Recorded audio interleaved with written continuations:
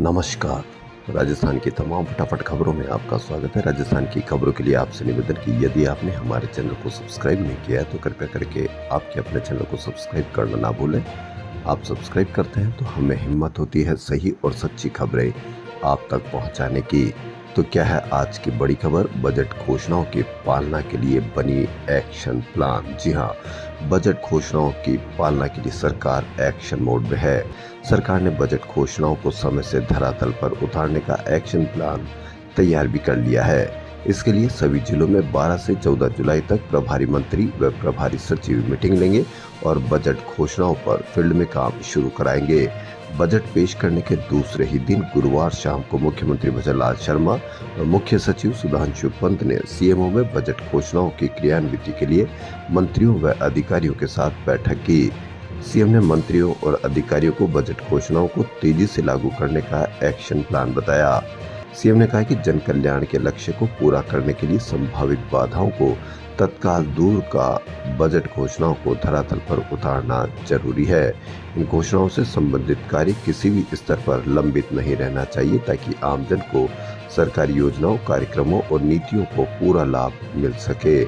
बैठक में मंत्रियों ने भी बजट घोषणाओं को जल्द लागू करने और रिक्त पदों पर भर्तियों को लेकर सुझाव दिए। जयपुर एयरपोर्ट पर गुरुवार तड़के 5 बजे एक एयरलाइंस की महिला कर्मचारी ने व्हीकल एंट्री गेट पर ड्यूटी पर तैनात सीआईएसएफ के एसआई पर अभद्रता का आरोप लगाया और थप्पड़ मार दिया। थप्पड़ मारने का वीडियो वायरल हुआ। इस बारे में सीआईएसएफ के एसआई गिरिराज प्रसाद ने एयरपोर्ट थाने में एयरलाइंस की महिला कर्मचारी के खिलाफ रिपोर्ट दी है। पुलिस ने महिला को गिरफ्तार कर लिया। उधर महिला कर्मी ने एसआई पर अभद्रता का आरोप लगाया। रिपोर्ट में एसआई ने कहा कि व्हीकल गेट पर करीब 4:40 पर महिला कर्मी पहुंची। वहीं महिला कर्मी ने एसआई के खिलाफ दी रिपोर्ट में कहा कि एयरपोर्ट जा रही थी, तभी गिरिराज ने रोका और कहा अभद्रता की। एयरलाइंस प्रवक्ता का कहना है कि स्टील गेट पर कैटरिंग वाहन को एस्कॉर्ट करते समय महिला कर्मी के पास वैध एयरपोर्ट एंट्री पास था। सीआईएसएफ कर्मी ने अनुचित भाषा का इस्तेमाल की और अभद्रता की। ये सही बोला था, सेवा का मौका दो, महिला कर्मी ने यह भी बताया है। रोज तेज रफ्तार, गलत दिशा में गाड़ी चलाना किसी न किसी परिवार को सदमे में डालता है। वहीं राजसमंद में गुरुवार सुबह सड़क हादसे में एक ही परिवार के 4 लोगों की मौत हो गई। गलत दिशा में आया टैंकर कार पर पलटा, मां, बेटे और बहू की मौत हो गई।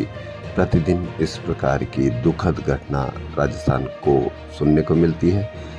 फिर भी हम लोग नहीं सुधरते, क्योंकि न तो हमें यातायात नियमों का पालन करना है, न हम तेज रफ्तार को धीमी रफ्तार में बदलना है, न ही हमको किसी भी रूप में इस प्रकार का डर रखना है कि हमारी वजह से किसी न किसी को कुछ भी हो जाएगा। एप्पल फ़ोन ने भारत समेत 98 देशों के आईफोन यूजर्स को अलर्ट मैसेज भेजा है। इसमें कहा गया कि फ़ोन पर पेगासस जैसे स्पाईवेयर के हमले का खतरा है। पेगासस जासूसी सॉफ्टवेयर है जिसे इजरायली कंपनी एनएसओ ने बनाया है। इसकी मदद से किसी की भी आसानी से जासूसी की जा सकती है। और भाजपा की ओर से चिरंजीवी योजना में 25 लाख रुपए तक का बीमा करने पर बहुत बड़ा मुद्दा बनाया था, क्योंकि ये मुद्दा इस तरह से बनाया गया था और आम जन में ये था कि 25 लाख रुपए तक की उन्होंने रेवड़ियां बांटी।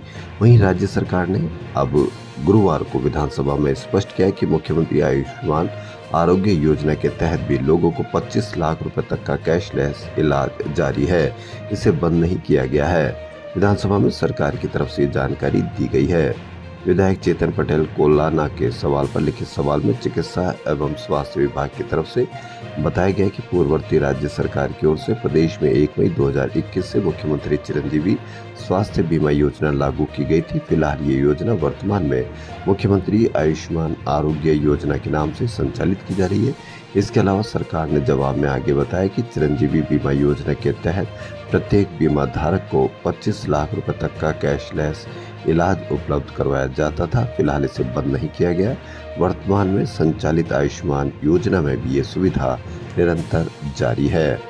गुरुवार शाम को जयपुर में सीजन की पहली तूफानी बारिश ने 40 मिनट में 4 डिग्री तक पारा गिरा दिया। हालांकि इसके बाद 6 से 7 घंटे बूंदाबांदी का दौर चलता रहा। उधर मौसम विभाग का कहना है कि कल से करीब 1 हफ्ते मानसून सुस्त रहेगा। इसके बाद 16 जुलाई से सामान्य से अधिक बारिश का अलर्ट जारी किया गया है। राजस्थान में इस सीजन में 106.23 मिलीमीटर बारिश हो चुकी है। औसत बारिश का आंकड़ा 94.51 मिलीमीटर है, जो कि 12.41% ज़्यादा है। राजस्थान में भी कहीं न कहीं यदाकदा हार्ट अटैक की खबर आ ही जाती है। कोरोना के बाद से ये खबरें आम हो गई है। इसी क्रम में राजकीय विधि कॉलेज की 32 वर्षीय असिस्टेंट प्रोफेसर डॉक्टर भावना मीना की गुरुवार को अचानक मौत हो गई। शुक्रवार को पोस्टमार्टम और रिपोर्ट आने के बाद ही कारण का पता चल सकेगा। क्लास लेकर घर पहुंची 32 वर्षीय प्रोफेसर को आया हार्ट अटैक, हुई तत्काल मौत। राजस्थान एनआईए एक्ट मामलों की विशेष कोर्ट में चल रहे 7.80 लाख चेक बाउंस के केसों की पेंडेंसी 60% तक कम होगी, क्योंकि 13 जुलाई को होने वाले प्रदेश की दूसरी राष्ट्रीय लोक अदालत में चेक बाउंस के उन पक्षकारों को भी नोटिस जारी किए गए जिनके चेक की राशि 1 व 2 लाख रुपए तक की ही है। रालसा के सदस्य सचिव हरिओम अत्रे ने बताया कि राजस्थान की ट्रायल कोर्ट में चेक बाउंस केसों का अत्यधिक भार है, इसलिए चेक बाउंस के 1 लाख व 2 लाख रुपए तक की राशि वाले मामलों को राष्ट्रीय लोक अदालत के दायरे में लिया जा रहा है।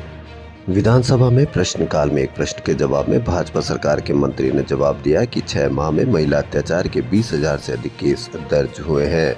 इस पर प्रतिक्रिया देते हुए पूर्व मुख्यमंत्री अशोक गहलोत ने कहा कि विधानसभा चुनाव से पहले राजनीतिक लाभ के लिए शांत प्रदेश राजस्थान की तुलना मणिपुर से करने वाले प्रधानमंत्री एवं उनके इस तर्क के समर्थन में दिल्ली में प्रेस वार्ता करने वाले राजस्थान भाजपा के नेता इस भयावह सूचना पर चुप्पी साध लेते हैं।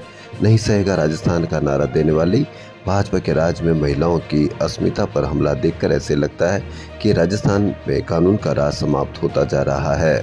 प्रधानमंत्री नरेंद्र मोदी, गृह मंत्री अमित शाह एवं मुख्यमंत्री भजनलाल शर्मा को स्थिति का संज्ञान लेकर स्थिति की समीक्षा करनी चाहिए।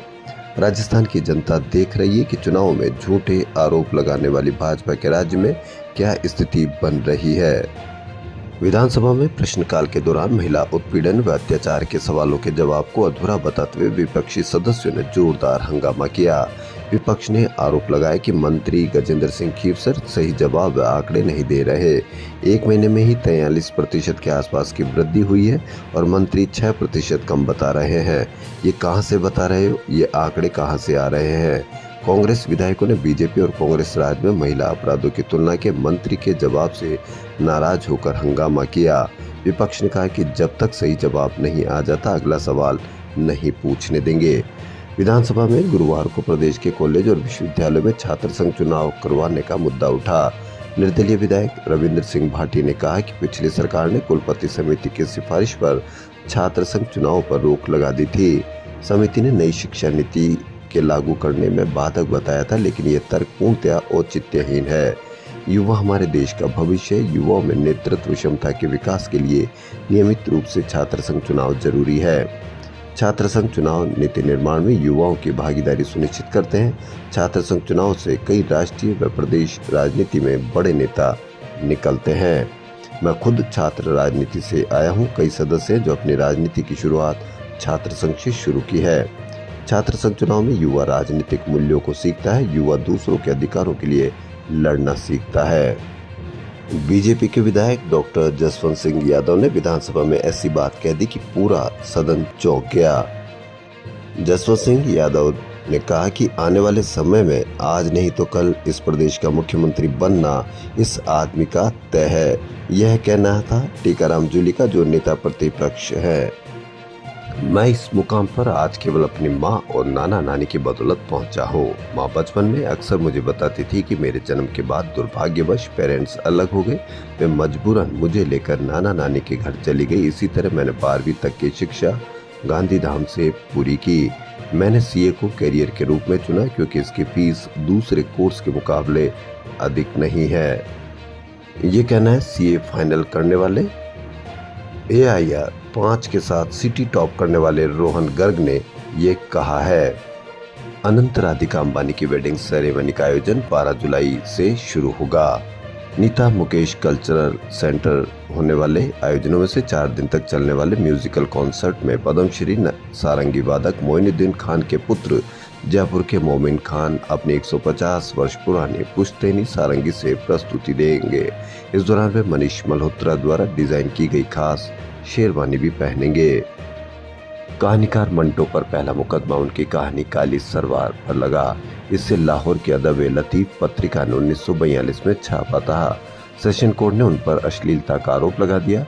मजे की बात यह थी कि कहानी ऊपर नीचे दरमियान पर भी मुकदमा चला।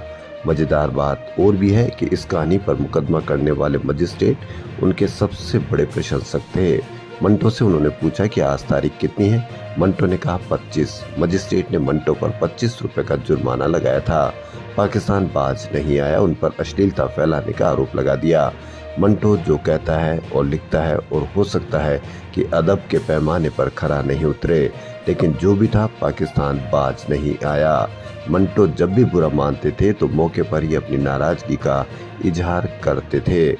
कुछ ऐसी कहानियों का मंचन गुरुवार को जवाहर कला केंद्र स्थित कृष्णायन में हुआ। मुकद्दस सफर हज 2024 की आखिरी फ्लाइट मक्का मदीना से हाजियों को लेकर जयपुर एयरपोर्ट पर पहुंची। भाजपा अल्पसंख्यक मोर्चा राजस्थान के पूर्व प्रदेश अध्यक्ष एम सादिक खान ने सभी हाजियों और हज्जनों का स्वागत इस्तकबाल कर हज की मुबारकबाद दी। इस अवसर पर फरीदुद्दीन जैकी, मुश्ताक अहमद, सलीम महाराज, वाहिद खान सहित कई लोग मौजूद रहे। राजस्थान स्टेट हज कमेटी के चेयरमैन एवं किशन पोल विधायक अमीन कागजी ने मक्का मदीने से हज के मुकद्दस सफर से लौटी अंतिम फ्लाइट में 219 हाजियों का गर्मजोशी से इस्तकबाल किया। राजस्थान की खबरों में फिलहाल इतना ही। यदि आपको राजस्थान की खबरें पसंद आ रही तो आपके अपने चैनल को सब्सक्राइब करना ना भूलें। धन्यवाद।